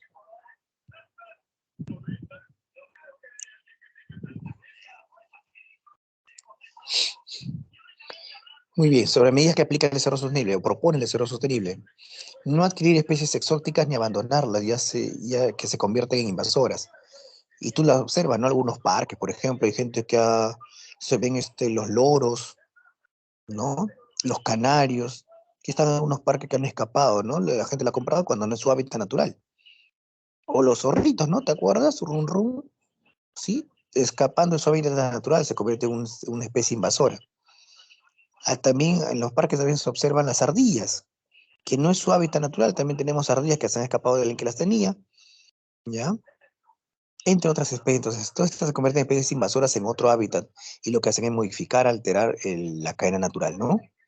Bueno, asumir las 3 Rs ecológicas, la de reducir, reutilizar y reciclar, elegir productos y servicios sostenibles para reducir su impacto en la naturaleza, actuar de manera responsable en la naturaleza, no hacer fogatas, tirar basura o llevarse ningún ser vivo, reducir el uso de energía y combustibles, exigir a los gobiernos el cumplimiento de las normas que protejan la biodiversidad. Muy bien. Preguntas, campeón. Ahí está la primera preguntita. ¿Sí? Para determinar cuáles son verdaderas, son los recursos naturales. Y el gráfico, ¿cuál sería el gráfico? El fracking, recuerda aquella modalidad del uso o de la explotación del recurso. Correcto, otra vez los pozos, de donde se obtiene el recurso que está en el subsuelo. Ahí está la segunda pregunta.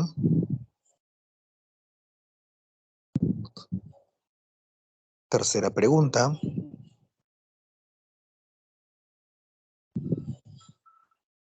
Cuarta pregunta.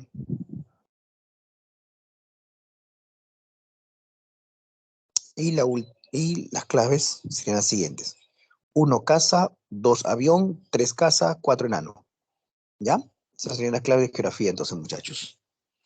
Vamos a cívica rapidito.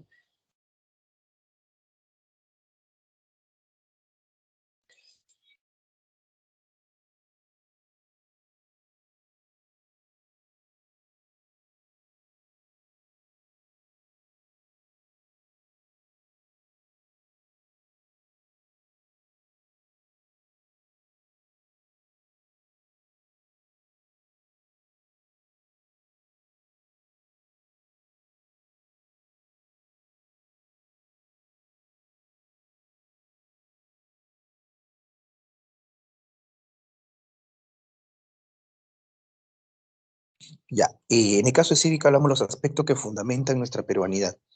Está aquí el sentido de pertenencia y las costumbres y tradiciones. ¿Ya?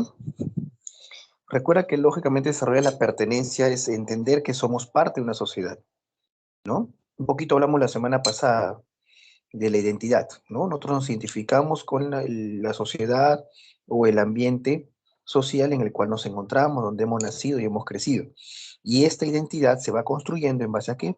A la práctica de las tradiciones y costumbres que se celebra o que celebra nuestra población.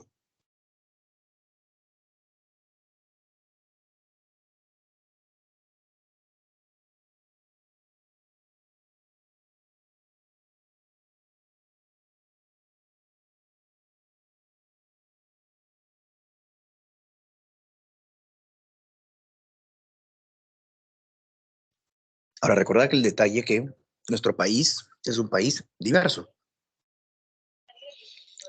¿correcto? El Perú es uno de los países culturalmente más diversos de América y del mundo. Esta diversidad se debe a los pueblos originarios, múltiples que tenemos, perdón, la variedad geográfica, ¿correcto? Los pisos, ahí de interviene el factor altitud, ¿ya? Y, lógicamente, la migración, las culturas extranjeras que llegaron al país, ¿no? Ya recuerda la población, las comunidades que fueron traídas, ya sea de forma legal o ilegal en el pasado, ¿no? La población afro, la población china, ¿correcto? La migración también de alemanes, de europeos que se dieron, y lógicamente la llegada de los españoles inicialmente, ¿no?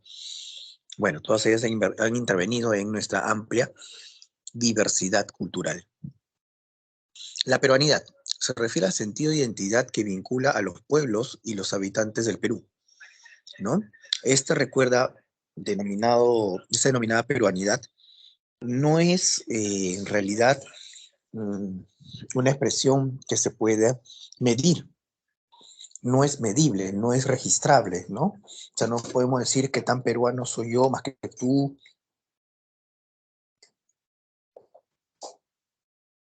nada de eso, ¿ya? No es que sea,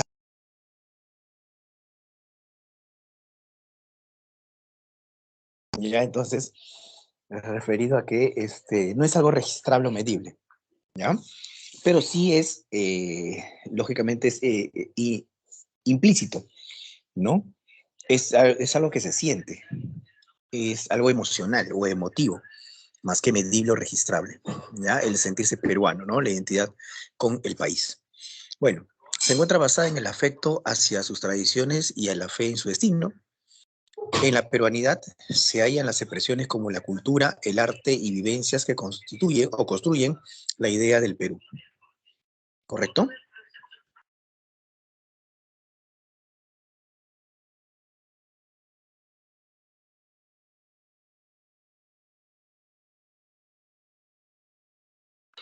Ya, ahora, entonces respecto a la peruanidad.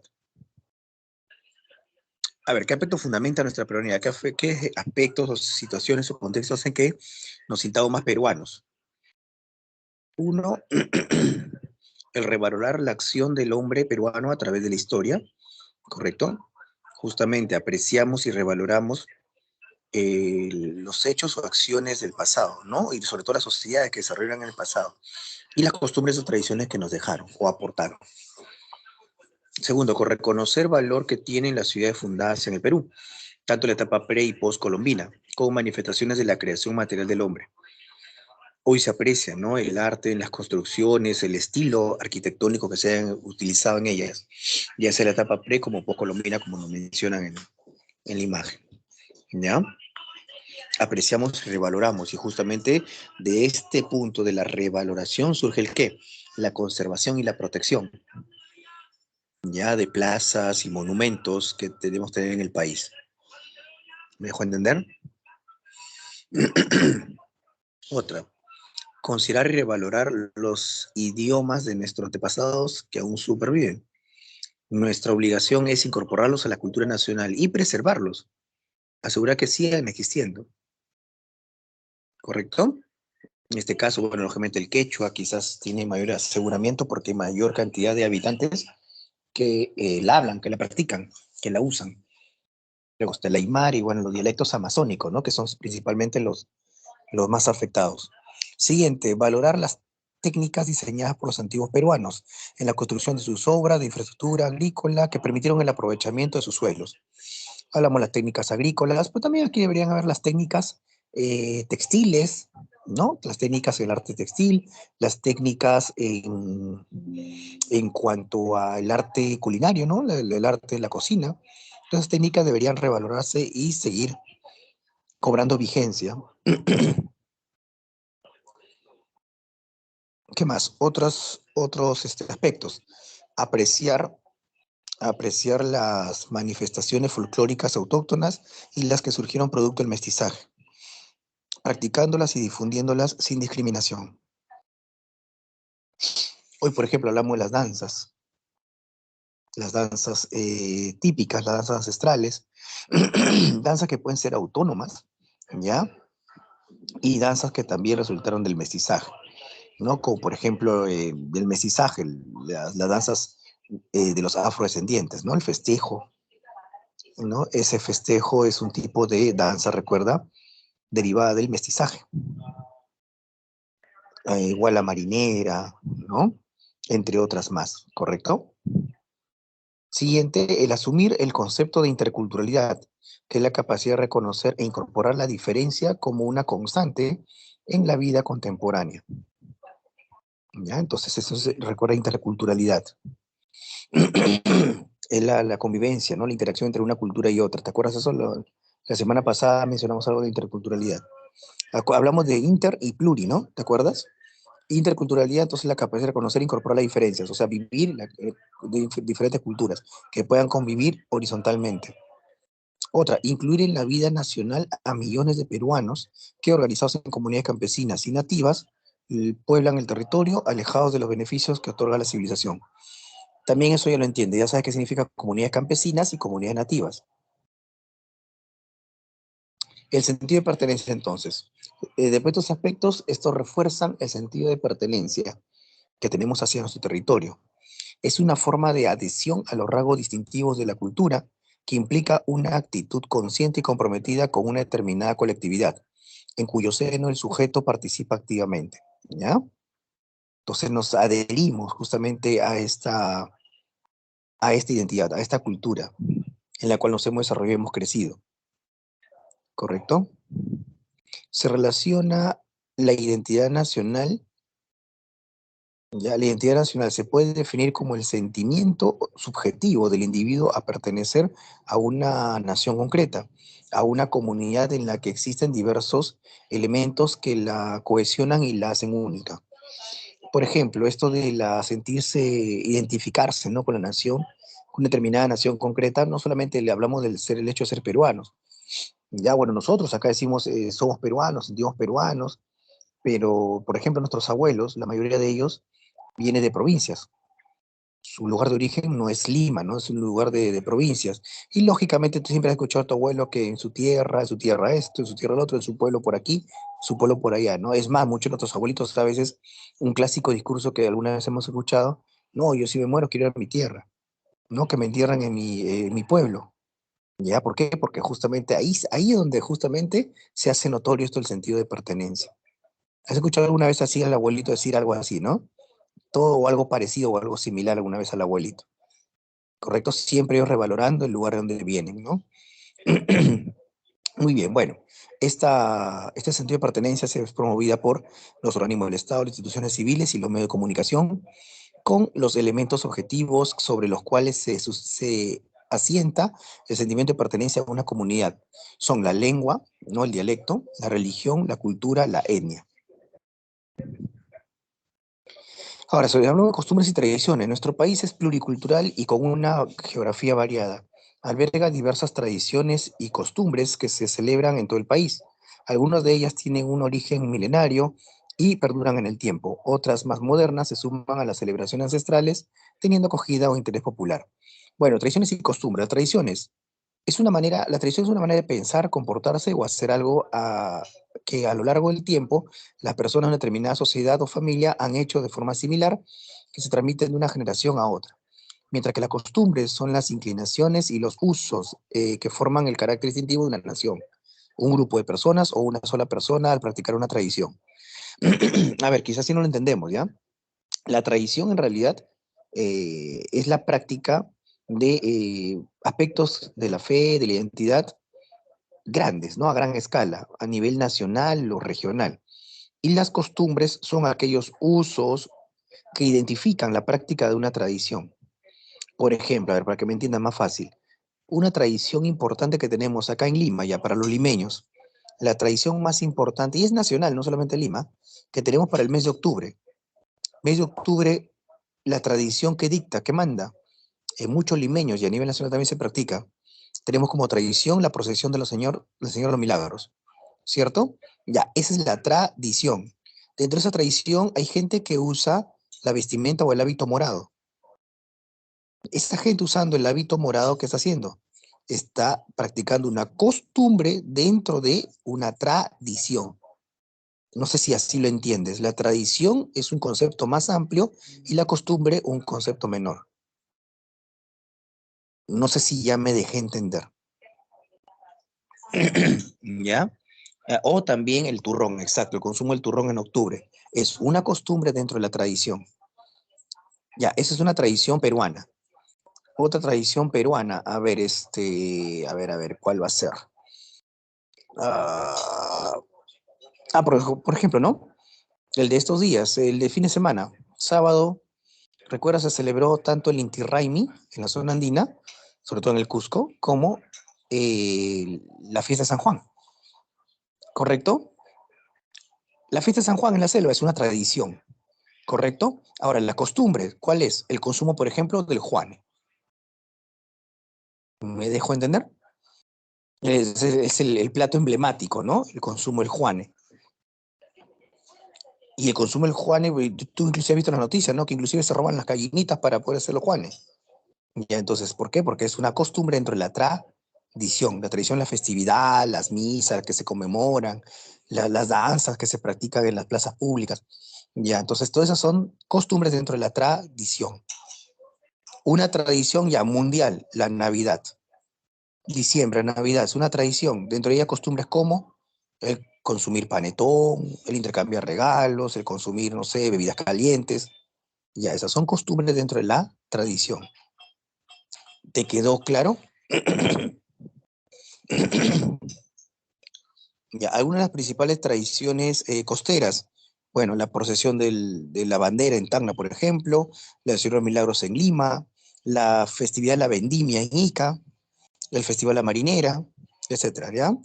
En la zona andina, el Inti Raymi, ¿correcto? Donde algunos, por ejemplo, también, bueno, tienen como costumbre consumir ciertos platos de esta festividad, o en la vestimenta también, vestirse con atuendos justamente de la etapa incaica o inca, ¿no? ¿Ya? Entonces, eso respecto a esa etapa, o esta tradición. La fiesta del Señor de Muruguay, que se celebra en Tarma. Tenemos la festividad de los Negritos de Huánuco, y la fiesta de la Candelaria en Puno, también otra festividad importante. En las selvas, de las selvas, sus principales tradiciones, está el del Señor de la Gualamita, ya en Amazonas, la del Carnaval Ahuaitino, en Ahuaití, en Ucayali, la fiesta de los Chayaultas en Loreto, y la gran fiesta de San Juan, que se celebra en toda la selva, ¿ya? Muy bien. Preguntas, ahí está la primera pregunta. Segunda, repito, para terminar. Tercera pregunta, ¿cuáles son verdaderas o falsas? Y la última, para relacionar la imagen con la festividad. Y 1, avión; 2, casa; 3, enano; 4, enano. ¿Correcto, campeón? Muy bien, sería todo, muchachos. Cuídense. Que le vaya bien.